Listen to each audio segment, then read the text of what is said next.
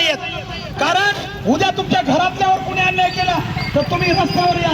पण बघितलं की आपल्या केजमधले माणसं पण दिल्लीमधलं जे आंदोलन आहे, जे विद्यार्थ्याच्या मागं उभा राहण्यात त्यांची एक तळमळ आहे, ती बघून मी इथं उभा राहिलो. कारण म्हणलं हे सगळं आपल्यासाठी चालू आहे आणि हे सगळ्या गोष्टी बघून मला एकदा असं प्राऊड वाटतं की आपल्या केजमध्ये अशा गोष्टी होत आहेत.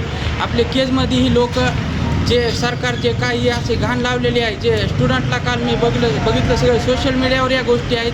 जसं की स्टुडंटवर पोलीस जे देशाचे संरक्षण करणारे, जे स्टुडंटचे संरक्षण करणार आहेत तेच लोक स्टुडंटचे डोके फोडतात. तिथं एक पोरगी अशी खूप डेंजर, तिला असं जखमी झाली आणि तिचं काय पुढं झालं ते काय माहिती नाही अजून. काही जण म्हणतात की ती एक्सपायर झाली, पण असे हजारो स्टुडंटला तिथं मारण्यात आलेलं आहे काल.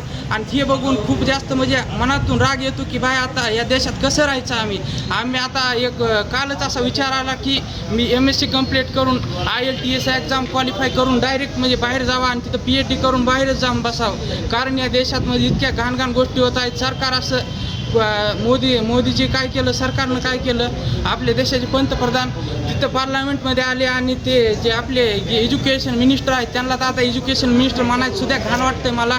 कारण की ते जेवढं मोठं आंदोलन सुरू आहे, इतके जास्त स्टुडंट 1 लाखापेक्षा जास्त स्टुडंट तिथं आलेले आहेत आणि तरीसुद्धा तो माणूस हसून तिथून बाहेर निघून जातो एकदम. आज आपण मीडियाद्वारे बघतो मुलींना कसे कपडे फाडतात, मारतात आणि काय अवस्था आहे तिथं आपल्या विद्यार्थ्यांच्या.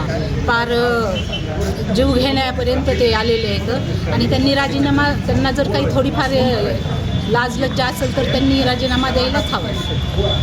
इन्क्लाब जिंदाबाद, इन्क्लाब जिंदाबाद.